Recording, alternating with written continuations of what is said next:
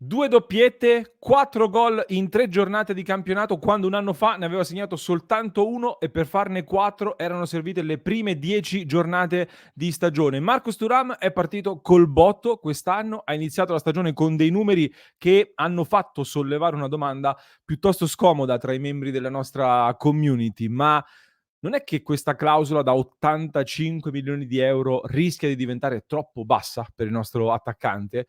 Voglio condividere con voi allora un'analisi tattica e numerica su questo nuovo Marcus Thuram che stiamo vedendo in questa stagione, un'analisi che secondo me mette in luce dei dati e delle tendenze veramente molto interessanti e poi ci porta ad una serie di riflessioni anche a tema mercato. Restate allora collegati fino alla fine perché, amiche e amici passioniteristi, intanto ben ritrovati. In questo nuovo episodio di oggi abbiamo portato un'analisi secondo me molto interessante che è nata in collaborazione con il nostro club di Passione Inter, ovvero gli abbonati del livello triplete su passioneinter.club hanno partecipato ad una sessione di analisi e studio insieme a me in cui siamo andati a riprendere video, heatmap, dati, statistiche e poi abbiamo prodotto una serie di risultati che in parte vi porto in questo contenuto di oggi, che altrimenti rischia di diventare veramente lunghissimo. Però ecco, se vi piacciono questo tipo di analisi, potete partecipare ai vari studi che facciamo noi nel nostro club di Passione Inter, perché non tutti poi li pubblichiamo e così entrando a far parte del nostro club di Passione Inter, supportate anche il nostro lavoro su passioneinter.club.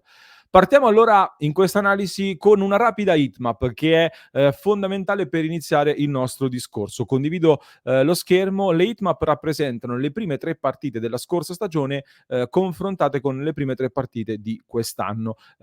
Lo dico anche per chi ci ascolta in podcast, sono dei riferimenti visivi, ma che adesso vi analizzo molto brevemente, nel senso che Thuram comunque, come emerge da queste grafiche, fidatemi di me se mi state ascoltando e non guardando, non ha cambiato molto il suo modo di stare in campo in queste 3 partite rispetto alle prime 3 partite della scorsa stagione, ma poi sono andato a guardarmi tutto il resto rispetto a tutta la stagione di fatto. Thuram non ha cambiato molto il suo modo di stare dentro al campo e il livello di posizione in cui viene coinvolto. Rimane un attaccante che svaria molto, ma che già l'anno scorso, come ho detto più volte, partiva da riferimento offensivo, quindi con una certa presenza in area di rigore era sostanzialmente lui l'uomo più avanzato. Questa cosa forse si è un pochino accentuata, ecco, nelle prime 3 partite di quest'anno, ma è sostanzialmente simile.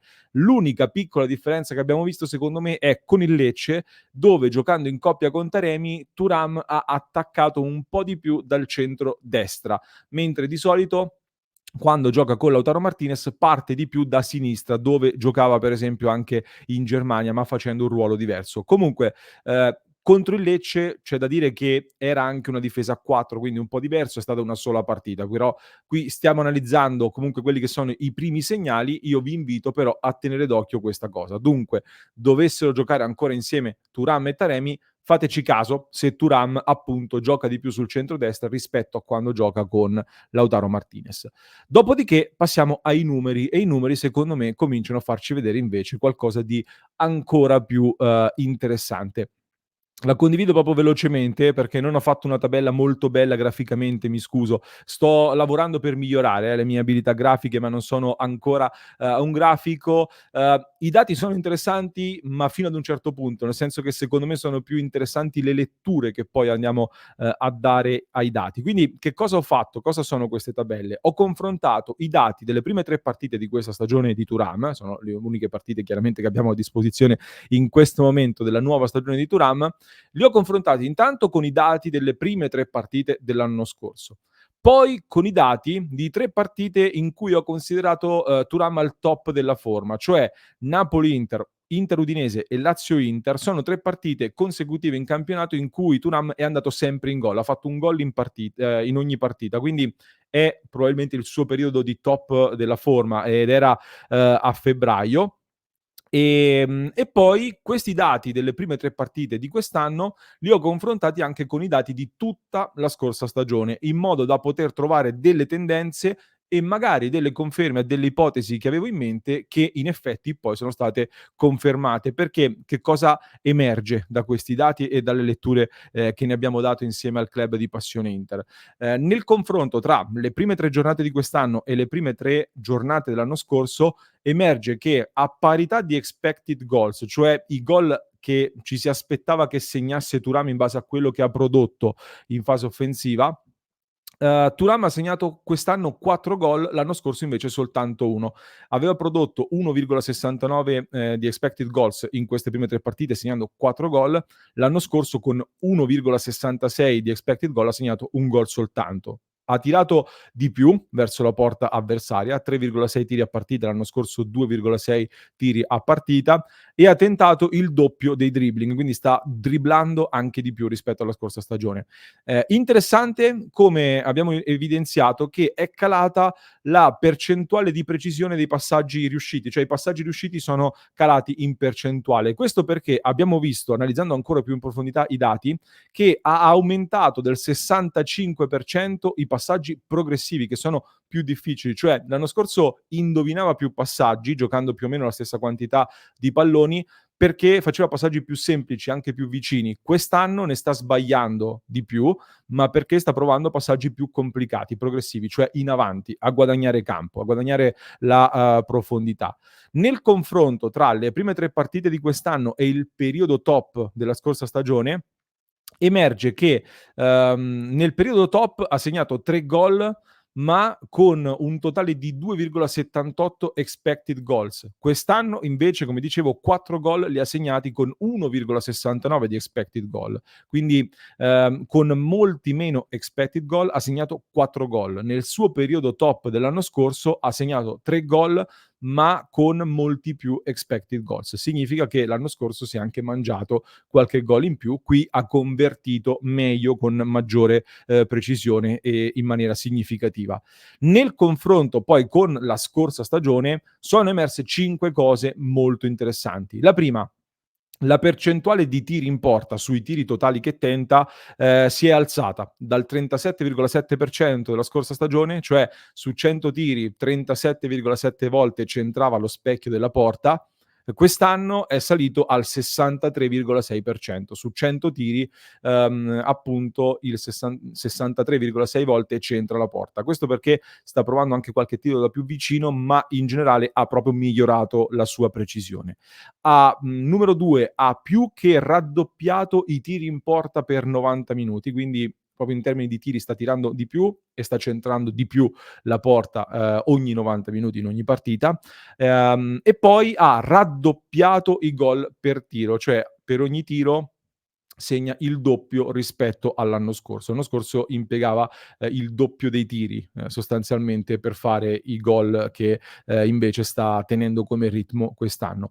Quarto punto, molto interessante: ha aumentato di molto i palloni progressivi giocati, i carries vengono chiamati un po' sul tool che utilizziamo per le statistiche, soprattutto nel terzo finale di campo, cioè negli ultimi 35 metri circa, ancora di più verso l'area di rigore, fino a dentro l'area di rigore. Cioè, rispetto alla scorsa stagione, Thuram ha avanzato il suo raggio di azione in termini di palloni che porta in avanti, che porta palla al piede. Quindi significa che i suoi tentativi di dribbling, che come dicevo prima sono molto aumentati, e i suoi strappi a livello proprio muscolare, fisico, di corsa, li sta facendo qualche metro più avanti, nella zona ancora più calda, ancora più offensiva, quindi fino a dentro l'area di rigore addirittura, in maniera molto più frequente rispetto all'anno scorso. Quinto punto: ha vinto un 30% in più di duelli aerei, che è comunque una tendenza significativa. Un 30% in più è da tenere sotto osservazione.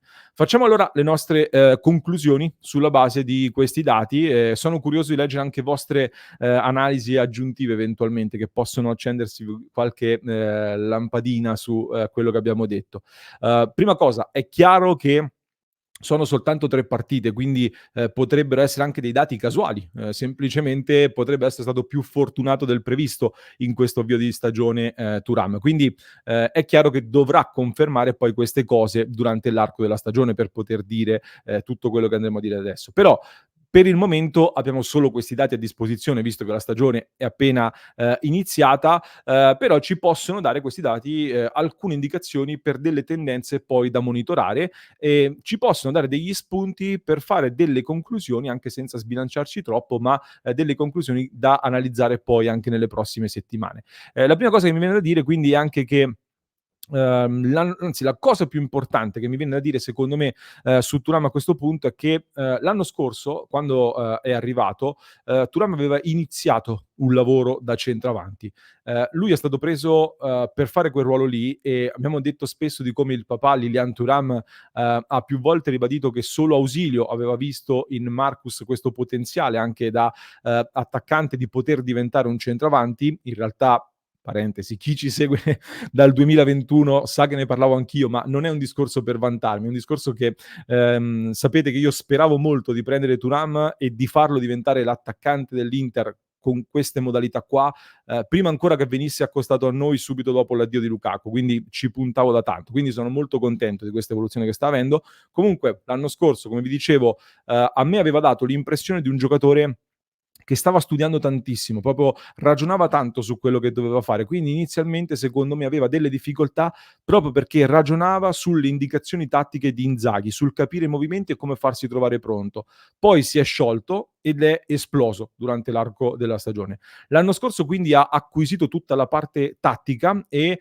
ha avuto quindi modo di lavorare un anno sotto la guida di Simone Inzaghi, portandosi chiaramente ad un punto che oggi gli permette di partire molto più avanti rispetto all'anno scorso.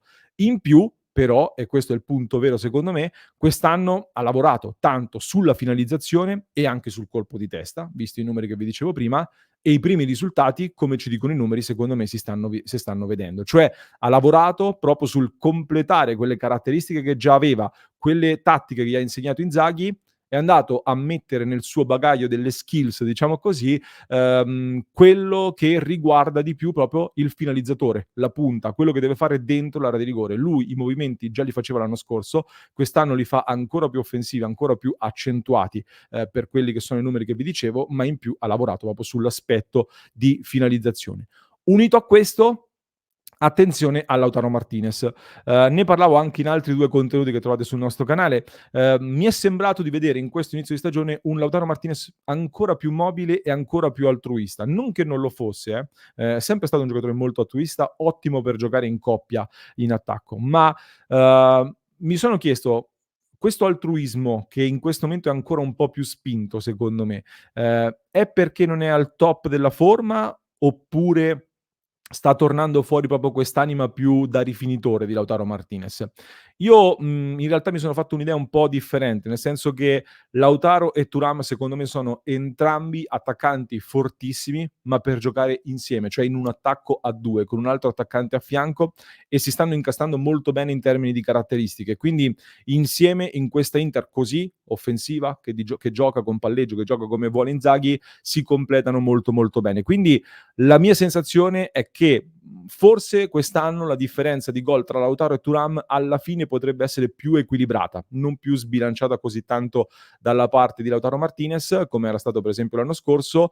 Poi non so se addirittura Thuram riuscirà a segnare di più di Lautaro, come in tanti stanno scrivendo nei commenti, però di sicuro un Thuram che gioca nella Francia, che comincia a metter dentro queste cose da finalizzatore, se sale sopra i 15 gol o addirittura sopra i 20, gol stagionali, a 28 anni che compirà l'anno prossimo, diventa un attaccante sicuramente di primo piano a livello mondiale, giocando nell'Inter, una squadra sempre più in vista che parteciperà anche al mondiale per club, che sarà un'ulteriore, vetrina. E quindi a quel punto quegli 85 milioni di questa clausola rescissoria di cui si parla tanto, per un giocatore che ha anche un ingaggio sostenibile poi per quelli che sono dei club di primissima fascia, non dico che rischia di diventare una cifra bassa, ma sicuramente rischia di diventare una cifra interessante o almeno aggredibile dai top club europei. Per l'Inter sarebbe una totale plusvalenza da mettere a bilancio, visto che è arrivato praticamente a parametro zero.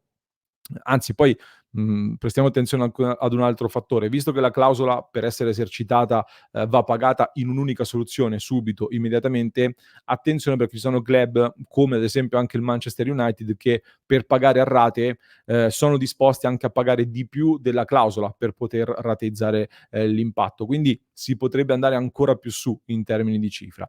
E, quest'anno stavo dando un'occhiata a quanto si sono mossi gli attaccanti e Julian Alvarez è l'unica cifra veramente alta, 75 milioni più 20 di bonus dal Manchester City all'Atletico Madrid.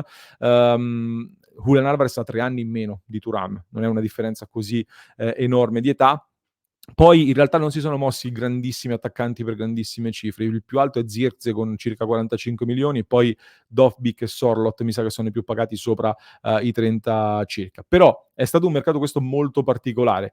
Tra un anno con la Super Champions a regime, il mondiale per club che sarà ulteriormente una vetrina, che metteranno soprattutto ancora più soldi potenzialmente in circolazione, se Thuram continua così, occhio che magari qualcosa effettivamente può muoversi. Ma il mio obiettivo non era mettervi ansia, ecco, perché comunque Thuram sta benissimo a Milano e anzi, magari proprio perché c'è Inzaghi, proprio con Inzaghi potrebbe puntare a restare per fare un ulteriore passo in avanti, perché l'Inter è comunque una squadra molto ambiziosa, è tra le top in Europa e ripeto, per me oggi Thuram non è ancora un top per giocare da centravanti unico, mettiamola in questa chiave qua, ma lo è assolutamente per giocare in coppia, almeno questa è la mia visione, questa è la mia lettura. E una squadra migliore dell'Inter per giocare in un attacco a 2, secondo me è molto difficile trovarla in Europa oggi. Non so che ne pensate voi. Fatemi sapere un po' la vostra, quindi su tutti questi ragionamenti. Ditemi se vi è piaciuto questo tipo di analisi e se ne volete altre, magari anche nei prossimi giorni, nelle prossime settimane. Comunque noi continuiamo a lavorarci